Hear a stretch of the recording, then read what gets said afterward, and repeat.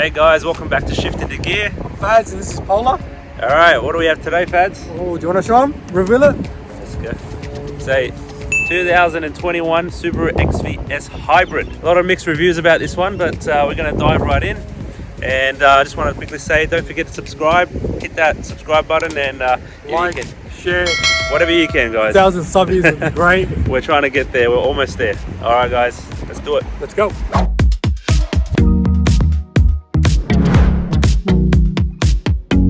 Alright, Paula, what do we got?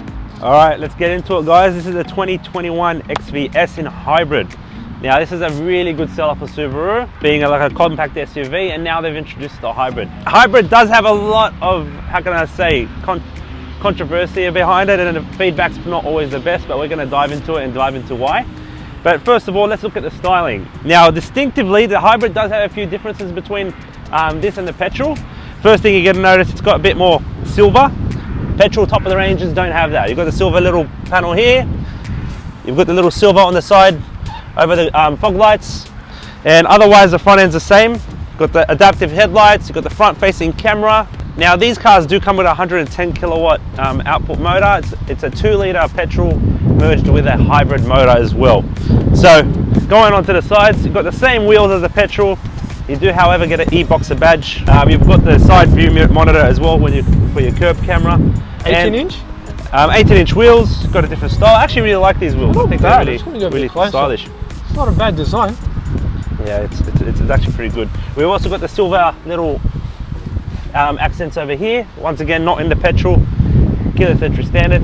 Now, random, I don't know why they've done this, but the actual roof rails are different from the hybrid to the petrol. I've noticed that. So they're a bit lower. If you do go for the petrol, it's got the actual outward. It's actually got the rails. Yeah, it's got the proper rails. Yeah. Privacy glass along the rears, exactly the same as a petrol. However, you got the e-boxer here. Another badge that tells you everything. That's it, yeah. But overall, body styling is pretty much identical to the S petrol. Just has the little silver bits that I've just shown you guys. But let's dive in.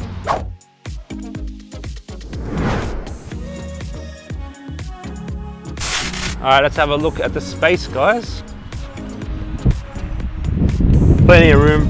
I do also like the orange stitching. Now, fun fact is, despite what color you get in the exterior, the interior color will be exactly the same, and the stitching will always be orange. Bit of room there. Got your little cup holders and your armrest. Seats also fold down, just like that. Yeah, the boot. Now, quick thing to note, and very important when you're considering buying one of these, it actually doesn't come with a spare tire. It's got a little tire puncture repair kit. You've got the battery right there. That's for the, obviously, EV motor. And yeah, so there's actually no space for a spare tire in this car, which is a deal breaker for a lot of people. But hey, if you don't need it, you don't need it. Seats fold down flat. Got your curtain, which is the same as the standard one. All right, Faz, show us the inside. All right, let's get into it, Paula. You can tell it's the S model.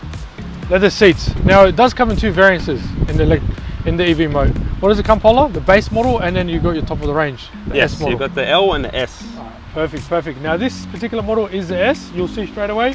Leather seats to the front, all around, and it is genuine leather, isn't it? Perfect.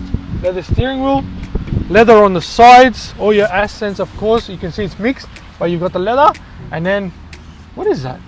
It's like, feel it. Like a fake carbon fiber. It is, isn't it? But it does feel cool. It feels cool though. Yeah. I like it. Of course, memory seats are standard. Automatic windows are standard for you for the front too, but they're all power windows. Yeah. Leather steering wheel.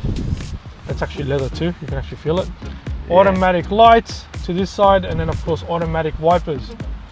And you've still got the nice massive screen. Do you want to come around, Paula, inside? Yeah, show you. Come inside. Now, inside, Paula, looks exactly the same as your normal petrol S model, doesn't it? Yeah, it does. It looks really nice inside. Only difference I could possibly tell is the blue on the dash there. So if you actually look at the interior dash, the dials are blue. On the petrol, there is no blue color. And the car is on right now.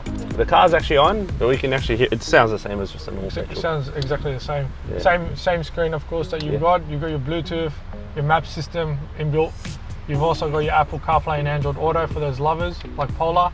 And then of course you've also got your DAB. Digital radio, normal FM AM. So that's all standard. Still the old school volume buttons as normal. Yeah, you got it on the steering wheel as well. And which makes it quite easy to use. Adaptive cruise control, which is cruise good. control, lane assist. All there for you standard, and pretty easy to use as well, might I add. I actually really like the adaptive cruising of the Subaru. With the eyesight system, they work very well. They're nice, they're simple to use. You've got your view button as well. Yeah, if you press that, you see what happens here. It shows you the front and side of the view for the camera. Press it again for front view. That's the front. And then whenever you put it into reverse, you'll obviously get your reverse. Let's try it out, let's see how clear it is. Ah, beautiful camera. and guidelines, Paula. Yeah, the lanes move. How good is that? It's awesome. They move with you. Air conditioning controls are just standard, normal controls. Love it, old school, just old school. And they come up here, which I like. The split system actually shows you what you're doing, so you're concentrating on the road while you're driving. Heated seats, electric handbrake, auto vehicle hold, and X mode. Yes, what a X must. mode. Go off-road. Yeah, great off-road capability on these vehicles. Sunroof, look. Test it out, the sun's shining right in. There we go, still one touch. Oh, but the cover doesn't come back. So Yeah, you have manually. to pull it back manually. Oh. Now, the thing is, why would people pick a hybrid over a petrol? That's the real question. Fuel prices right now. Yes, yes. Now, ironically, this is I don't know if you can see it from there, the average litre per 100 k's is 6.5, where the petrol is actually a 7.1. Still a saving. Saving, but makes you think, is it really worth the money? That's the question. $3 a litre, I think. If it gets to that, yeah, but it is a first generation Subaru hybrid, so I don't think they're exactly quite there comparing it to like the Toyota hybrid systems. Not to bag it out too much, it is a lovely car. But in taking consideration, it is first generation. Yeah. Like we're getting there. We'll take it for a spin anyway and see how it goes. Your fads, pop the hood. What a beast, Polo. Show them the beast. Not one, but two batteries. Buy one, get one free. Alright, Fads, tell us a bit about the engine. So, as you all know, XVs are 2 litres. Now, yeah. Basically, as you can see, it is a 2 litre Subaru boxer motor. These vehicles are still Japanese made, which is a good thing, of course. Everyone knows Subarus for the quality they built. Yeah.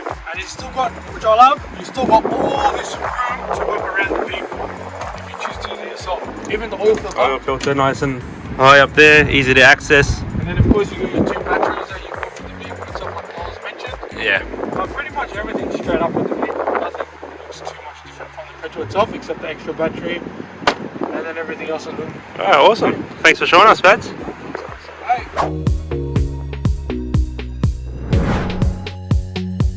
Alright, Fads, let's go for a drive, mate. Let's do this. Show us the power this beast has. Oh. We should put it into gear first. Are you going to try to do that launch again like we did with the... No launching, mate. We're just going to go for a nice drive. Now, just briefly talking about the engine and powertrain. This one's the 2 litre hybrid, so it's actually got less power than the petrol. The petrol's 115 kilowatts, this is 110. So this one's actually got less? Yeah. Wow. And the way the hybrid works, it's actually pretty weird. So at certain times, especially at low RPMs, a little EV light will come on, and basically what that will show you is that the engine is now completely electric. Because it switches between the two. It switches between the two. So basically, depending on the revs, which I'll be honest, for everyday driving, it does not engage that much into the electric mode. Most of the time you're using both electric and petrol. So in your eyes, you reckon it's... Yeah, look, I know, to be honest, you can probably tell by how I'm talking about it, but I think this hybrid, although it's a great car, I don't think it's worthwhile to go for the hybrid. At the end of the day, it will still save you a bit of money. It'll save you a little bit of money, but you're going to be paying, what, 3-4 grand more up front for the car. Sure, but then again, with prices rising so much, maybe it'll be a bit more saving. Yeah, but the amount of money that you're going to have to try and save on petrol to get that full 3-4 grand back is going to take a long time. As you can tell, me and Paul are disagreeing to agree, so we're just going to disagree and agree. Yeah, personally, I think the hybrid for this particular range is not there yet in regards to, how can I say? It needs a bit more time. Yeah, to say for the fuel saving, overall it's a great car. It drives nice, it drives just like the petrol, it's got good power, it's zippy. Well, it's all-wheel drive, you've still got the X-Mode system under it. It's still got all-wheel drive, still got the X-Mode, still got all the safety gear in it. Which drives incredible. Which you can't go wrong with. Yeah, you can't go wrong. I don't doubt it as a vehicle, but if you're going to look at it to be hybrid and compare it to the other hybrids in the market, it's just not there. That's true. So I've always been a fan of course, the EV motors and of course the cars itself.